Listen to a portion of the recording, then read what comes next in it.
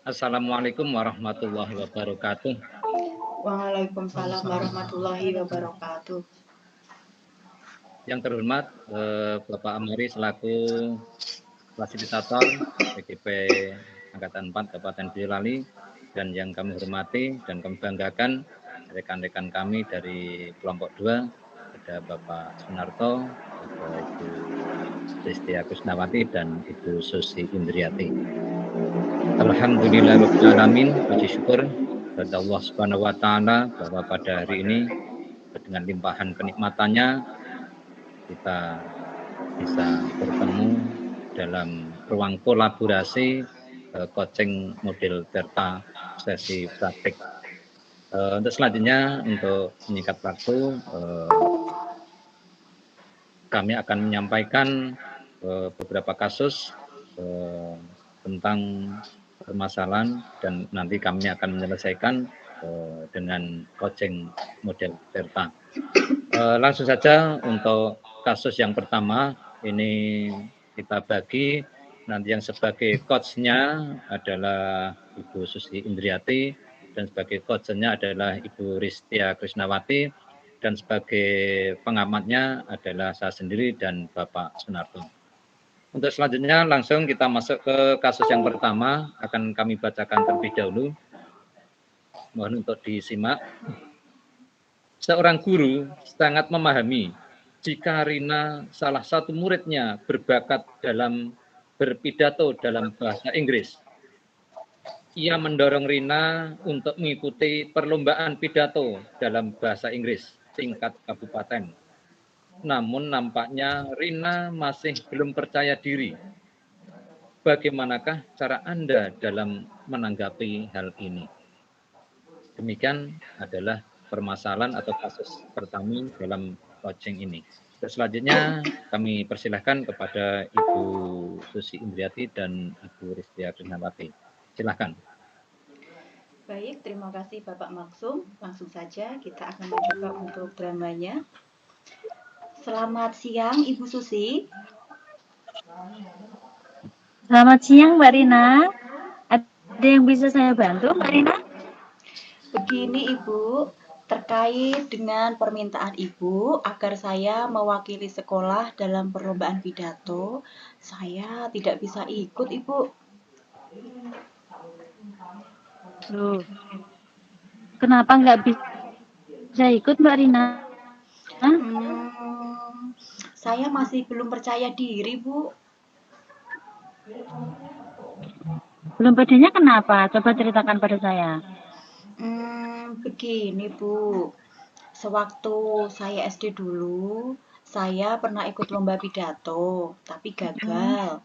Jadi untuk kali ini saya tidak mau lagi karena saya takut Bu, tidak bisa mengharumkan nama sekolah.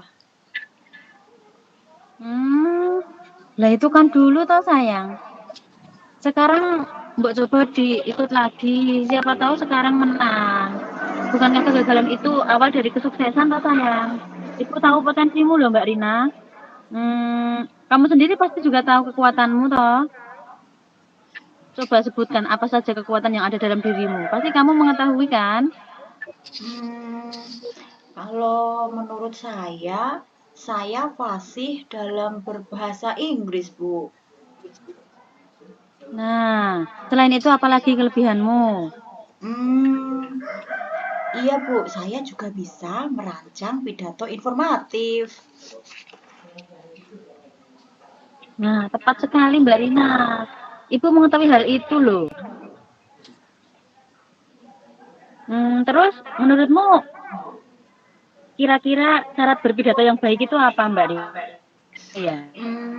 Setahu saya, Apa syarat utama dalam berpidato adalah menguasai pokok masalah yang akan diuraikan, memiliki kecakapan untuk menyampaikan isi.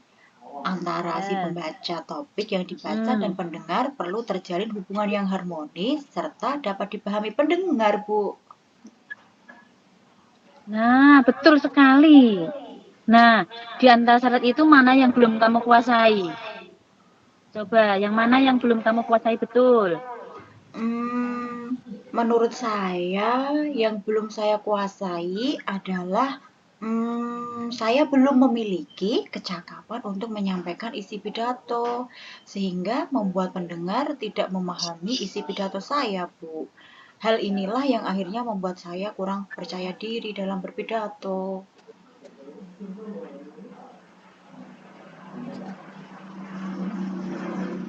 Hmm, Mbak pinter loh. Coba, kalau begitu, kira-kira langkah apa yang akan kamu lakukan untuk menambah rasa percaya dirimu itu, Mbak? Coba, langkah apa kira-kira? Menurut saya, yang bisa saya lakukan adalah saya perlu lebih banyak belajar, Bu. Bagaimana memiliki kecakapan untuk menyampaikan isi pidato, Selain itu, sehingga pesan dalam pidato saya nah, tersampaikan ke audien. Dengan begitu, saya akan lebih percaya diri. nah bagus Mbak Rina. Kembalikan rasa percaya dirimu dengan lebih banyak belajar tentang bagaimana berpidato yang baik. Ibu yakin kamu pasti bisa kok, Mbak. Kamu punya kekuatan dan kelebihan loh. Oh iya, setiap perlombaan itu pasti ada yang kalah dan ada yang menang.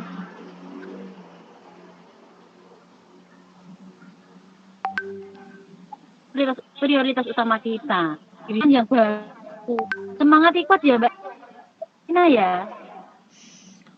Baik, Ibu. Ibu Insya Allah mendukung saya akan ikut. ya.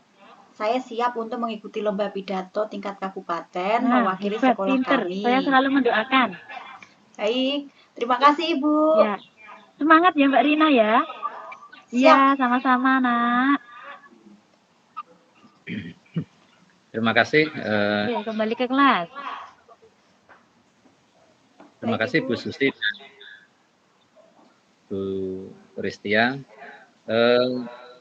Selanjutnya ini kami selaku pengamat coach. Secara umum tadi pelaksanaan coaching sudah berjalan dengan baik. Coaching model Tirta, tujuan identifikasi, rencana aksi dan tanggung jawab sudah tercakup semua di dalam coaching tadi. Tujuannya sudah jelas, identifikasi dalam menggali potensi yang ada di anak tersebut sudah ada, rencana aksinya juga sudah baik, dan pada akhirnya tanggung jawab anak tersebut yang tadinya tidak mau berpidato lomba sekarang sudah ikut dari kesadaran sendirinya. Ini saya rasa sudah bagus untuk kasus yang pertama, khususnya untuk coachnya, karena sudah melaksanakan model Tirta secara lengkap. Demikian dari pengamatan kami. Untuk selanjutnya dari pengamatan selanjutnya dari Bapak Sunarto. Semoga Pak. Baik, terima kasih. Menurut saya bahwa praktek coaching yang dilakukan oleh Bu Ristia dan Bu Susi ini sangat bagus, terutama tentang menyiapkan instrumen pertanyaan untuk membantu anak yang percaya dirinya kurang, itu memancing untuk mengungkapkan seluruh potensi pada dirinya itu menjadi tumbuh kembali. Nah ini untuk menyusun pertanyaan inilah yang menjadi kelebihannya.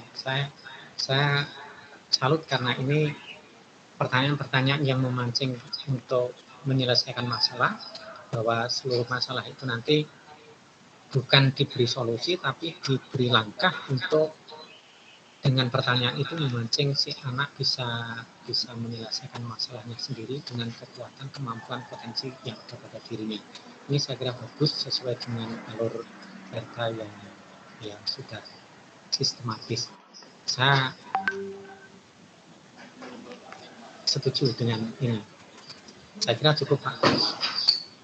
Ya, terima kasih Bapak Ibu. Nah, ini untuk kasus yang pertama sudah selesai. Kita lanjutkan untuk kasus yang kedua. Untuk kasus yang kedua ini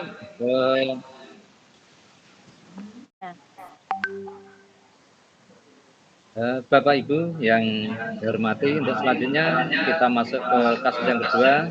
Untuk kasus yang kedua ini kita gantian peran. Untuk hostnya adalah Ibu Ristia Krisnawati dan hostnya adalah Ibu Susi Fitriati. Dan sebagai pengamatnya adalah yang pertama Bapak Sunarto dan yang kedua adalah saya sendiri.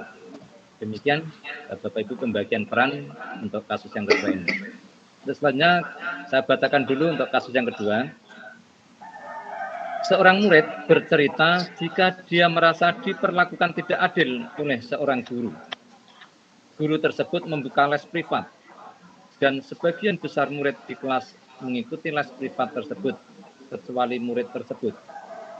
Murid tersebut merasa tidak nyaman ketika guru sering menyindir murid yang tidak mau ikut les privatnya.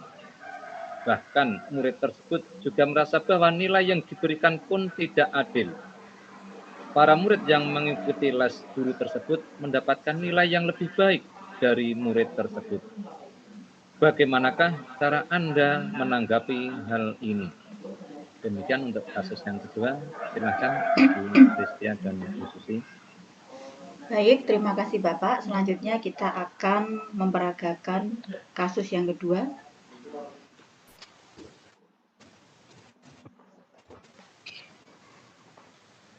Nak, bisakah nanti jam istirahat datang ke ruangan Ibu sebentar?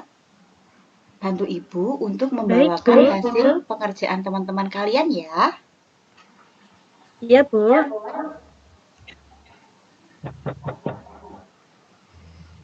Selamat pagi, Bu. Selamat pagi. Maaf, saya mengantar buku tugas teman-teman, Bu. Nah, sini. Coba taruh bukunya di atas meja Ibu ya. Iya, Bu. Saya taruh sebelah sini ya, Bu. Iya, terima kasih ya Nak ya. Sama-sama, Bu. Bu, boleh nggak saya duduk di sini sebentar? Boleh, silahkan. Maaf, Bu. Boleh saya minta waktunya sebentar nggak, Bu? Ada sesuatu yang mau saya ceritakan pada Ibu. Tentu boleh sekali. Sini. Ayo, sini. Mau cerita apa? Ayo sini, duduk dekat Ibu, ayo. Iya, Bu. Jadi gini, Bu. Akhir-akhir ini saya kok merasa kurang fokus belajar ya, Bu. Apalagi kalau belajar matematika, Bu. Karena saya merasa ibu guru matematika itu sering menyindir saya, Bu, kalau di kelas. Menyindir? Coba ceritakan lebih dalam lagi perasaan yang kamu alami sekarang. Kenapa kamu sampai bisa berpikir seperti itu? Begini, Bu. Kalau di kelas, ibu guru matematika itu selalu bilang, kalau les matematika itu sangat penting untuk melatih pemahaman dan mengerjakan soal-soal. Kalau nggak ikut les ya rugi. Begitu, Bu, bilangnya sambil melirik ke saya. Saya kan jadi malu, Bu. Lalu bagaimana pendapatmu, Nak? Ya, benar sih, Bu. Sebenarnya saya juga pengen ikut les itu, tapi Terus, kenapa kamu nggak datang di les matematika itu kalau kamu tahu itu benar? karena saya merasa ibu guru matematika itu tidak suka sama saya, Bu. Saya diberi nilai jelek terus loh, Bu. Jadi menurut kamu pembicaraan kita kali ini bertujuan untuk apa coba? Di sini saya ingin bertanya pada Ibu, bagaimana caranya supaya bu guru matematika itu tidak menyindir saya dan memberi saya nilai yang baik gitu, Bu. Bagaimana, Bu, caranya? Begitu. Coba kalau seperti itu, apa hambatan kamu yang menghalangi kamu untuk bisa datang ke les tersebut? Gini, Bu, lesnya kan diadakan pada waktu siang hari. Pulang sekolah itu sampai sore. Tapi kan kalau pulang sekolah saya diminta ibu saya untuk membantu pekerjaan rumah sama mengasuh adik saya, Bu. Jadi saya kesulitan membagi waktu, Bu. Jadi begitu. Lalu, bagaimana pendapatmu? Apakah prioritas utamamu dalam hal ini? Apakah les matematika yang hanya dilakukan 1 minggu 2 kali, ataukah berjualan ataupun mengasuh adik? Ayo, coba dipikir dulu, ayo. Ya, berat sih, Bu. Berat. Menurut saya, keduanya itu sama-sama penting, Bu. Karena saya belum bisa membagi waktunya, Bu. Coba kalau Gimana ya, seperti Bu? itu. Kalau seperti itu, coba bagaimana cara kamu mengatasinya? Apa saya menemui Bu guru matematika itu untuk membicarakan ya, Bu ya? Agar lesnya itu diundur jadi sore habis asar gitu. Agar saya bisa ikut gitu, Bu. Atau kalau tidak, diadakannya hari Jumat sama Sabtu gitu loh, Bu. Nah, itu ide bagus. Selanjutnya, bagaimana dengan tindak lanjut yang akan kamu lakukan setelah membicarakan semua ini dengan ibu? Mungkin saya akan mencoba menemui dan membicarakan hal ini pada guru matematika ya, Bu ya. Bagus sekali, memang harus seperti itu, Nak. Kita harus berusaha semaksimal mungkin untuk bertanggung jawab atas apa yang kita hadapi sekarang. Memang situasimu memang sulit karena berhadapan dengan waktu yang bentrok. Tapi, jika kamu mau dan mampu memanajemen waktumu dengan baik, dan kamu mau mengungkapkan apa yang menjadi masalahnya dan berbicara dengan ibu guru matematika mengenai alasan kenapa kamu tidak mengikuti les matematika, insya Allah bu guru matematika akan memahami dan akan berusaha membuat ulang jadwal supaya kamu bisa ikut les tersebut. Gitu. Iya ya, Bu ya. Terima kasih arahannya ya, Bu ya. Sekarang saya jadi tahu cara memecahkan masalah ini. Makasih ya, Bu ya. Sama-sama, kamu hebat kok pokoknya. Semangat terus ya. Iya, Bu. Saya izin pamit dulu ya, Bu. Saya akan menemui Bu guru matematika. Makasih ya, Bu. Baik, iya, Assalamualaikum. sama-sama. Waalaikumsalam. Ya, baik, terima kasih Bu Ristia dan Bu Susi. Untuk selanjutnya, untuk pengamatan yang pertama, Bapak Sunarto, silakan Pak. Baik, terima kasih. Praktek dari coaching ini saya kira bagus sekali, sudah sesuai dengan alur kata. Dan tujuan dari coaching ini sebenarnya adalah bahwa setiap ada masalah itu untuk menemukan solusinya itu adalah berangkat dari potensi diri sendiri yang sebenarnya adalah semua, pada hakikatnya semuanya itu punya potensi, punya kemampuan untuk menyelesaikan masalah. Hanya untuk manajemen emosi ini memang perlu ada orang yang mengarahkan, dan praktek ini sebagai coach untuk memberi jalan keluar untuk mengatasi masalah ini bisa dipraktekkan dengan sangat bagus dengan alur kata yang runtut. Saya kira bagus ini. Terima kasih. Ya, terima kasih Pak Sunarto. Saya hanya menambahkan saja, memang benar apa yang disampaikan Pak Ahmad Sabtu tadi, memang alur Tirta sudah semakin jelas untuk kasus yang kedua ini ya berjalan dengan baik. Memang ini yang kita garis bawahi adalah kemampuan coachnya bagaimana menggali potensi dari coach sehingga akan menemukan solusi yang berasal dari diri coach itu sendiri. Baik Bapak Ibu, ini adalah kasus yang kedua setelah selesai kita laksanakan bersama. Terima kasih.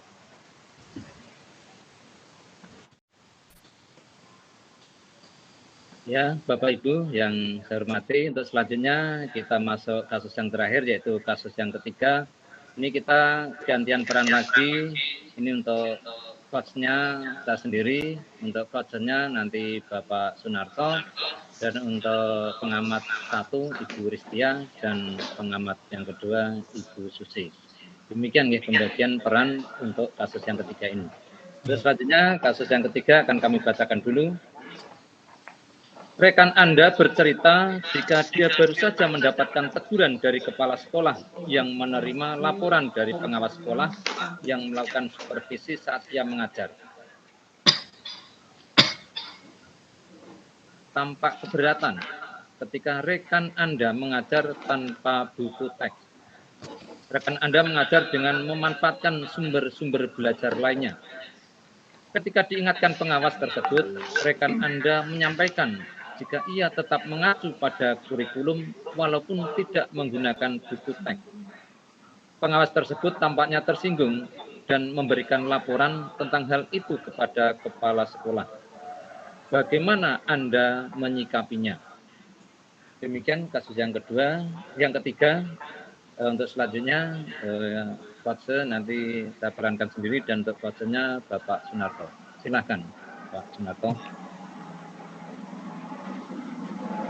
Assalamualaikum Pak Masud.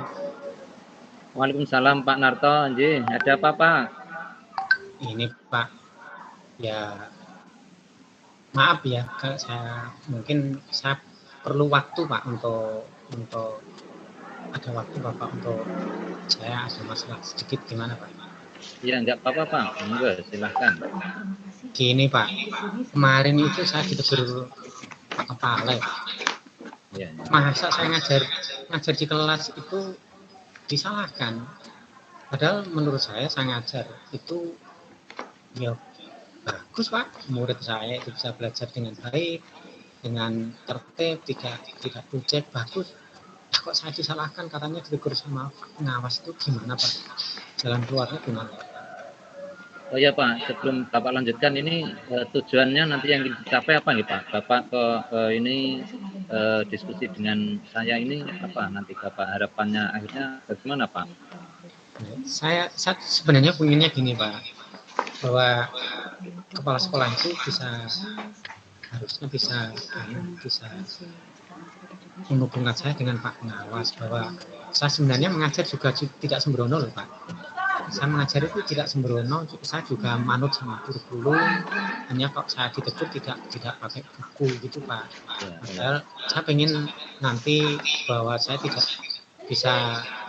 ditegur dengan Pak Kepala bisa menjelaskan dengan baik gitu Pak. Oh ya begitu Pak, saya paham Pak. Ini Pak, juga saya ingin tahu Bapak mengajar seperti itu, mungkin alasan Bapak apa Pak? Mungkin ada kelebihan atau mungkin ada hal-hal yang Bapak inginkan, alasan Bapak menggunakan metode seperti ini apa Pak? Saya ingin tahu dulu Pak, silahkan. Gini Pak, yang kemarin itu kan murid saya itu banyak Pak, dan kebetulan sekali ada anak yang berkebutuhan khusus, ada anak ABK itu ada sekitar 4 ya Pak. 4 ini anak berkebutuhan khusus itu sering mengganggu kelas. Nah, ketika pembelajaran saya hanya kalau anak saya suruh pakai untuk buka buku tema itu nggak mau Pak, malah anak itu menjadi mengganggu di kelas.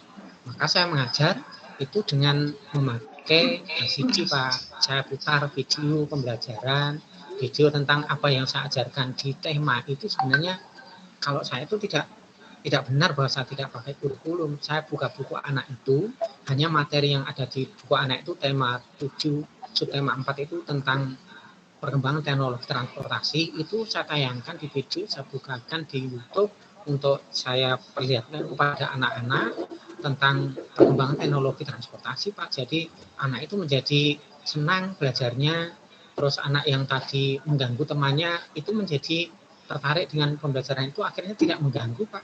Saya kira pembelajaran ini menarik bagi siswa, sehingga saya kira bagus Pak. Masa seperti itu disalahkan, harusnya gimana Pak? Ya Pak, kalau saya mendengarkan cerita Bapak, itu sebenarnya pembelajaran Bapak sudah bagus sebenarnya menurut saya. Bapak sudah kreatif, menggunakan sumber-sumber belajar yang ada untuk pembelajaran, apalagi ada anak yang berkebutuhan khusus dan sebagainya, sudah sangat bagus menurut saya. Dan apalagi saat ini sedang ada platform Merdeka Belajar, ini memang lebih tepat menggunakan sumber-sumber belajar lain. Sebenarnya Bapak sudah sudah bagus, sudah kreatif, sudah inovatif, Pak. Cuma begini Pak, mungkin Bapak pengawas ada pandangan lain mungkin Pak, dari pandangan Bapak pengawas tentang buku teks, karena memang di dalam pedoman yang dikeluarkan oleh Kemendikbud itu ada salah satu itemnya yang mengatakan bahwa buku teks itu tidak boleh ditinggalkan oleh guru atau wajib digunakan, walaupun tentu saja kita berhubungan dengan sumber-sumber belajar lain, tapi buku teks tetap harus ada Pak. Ini alasannya yang pertama sebagai media antara guru dan anak, dan juga sebagai penghubung antara anak dengan orang tua. Siapa tahu orang tua ingin mengecek tentang pembelajaran anak. Begitu itu memang ada Pak, yaitu modul yang wajib digunakan oleh seorang guru. Mungkin ini Pak, mungkin alasan dari Bapak pengawas mengapa kok menegur Bapak mungkin seperti ini. Begini Pak, dengan ini saya memberikan seperti ini, ya dari Bapak bagaimana, apa ingin mempertahankan pembelajaran Bapak atau bagaimana Pak Narto selanjutnya? Oh iya Pak, jadi akhirnya saya tahu bahwa kalau saya memang mempertahankan pembelajaran dengan multimedia, ya memang benar di pembelajaran saya bagus Pak. Tapi memang saya kok tidak mempertimbangkan itu tadi ya, bagaimana saya menghubungkan dengan wali murid, dengan anak, itu memang itu Pak yang saya salah. Kalau saya mempertahankan dengan cara mengajar seperti itu, memang saya menjadi tidak bisa bagaimana menghubungkan dengan orang tua, bagaimana orang tua memantau anaknya, putra putrinya sekolah di sini itu memang tanpa buku teks nggak bisa. Terus akhirnya misalnya saya memberi tugas kepada anak, itu tanpa buku teks memang nggak bisa Pak. Ya betul itu Pak. Ya untuk ke depan saya pengen Pak. Ya mudah-mudahan ini saya akan memajukan itu Pak, untuk tidak terlalu jauh untuk keluar dari buku teks. Memang yang saya ajarkan memang betul sesuai dengan kurikulum, tapi untuk ke wali murid mungkin tidak tahu Pak. Ya betul Pak. Terima kasih Pak. Ya Pak, terima kasih juga Pak. Bapak ingin melaksanakan pembelajaran selain dengan sumber-sumber belajar juga dengan modul tidak ditinggalkan. Ya ini bagus langkah Bapak untuk selanjutnya. Ini selanjutnya bagaimana Pak, ini dengan Bapak kepala sekolah, dengan Bapak pengawas, bagaimana Bapak selanjutnya? Ya coba nanti saya tak soal lagi ke Pak Kepala, biar ya memang saya salah untuk pembelajaran saya bagus memang ya ke anak di kelas memang bagus, tapi itu ternyata menyulitkan saya juga. Kalau saya tidak memakai buku teks, ya menyulitkan saya juga bagaimana saya berhubungan dengan wali murid, dengan saya misalnya harus memberi tugas ke anak, itu nggak bisa kalau tidak pakai buku teks. Betul Pak, biar nanti saya tak suan lagi ke Pak Kepala Sekolah. Ya Pak, saya senang sebagai rekan Bapak, ini Bapak sudah menemukan solusi dari permasalahan Bapak ini. Demikian nggih Pak. Sampun nggih. Nggih, terima kasih Pak. Sama-sama Pak Narto.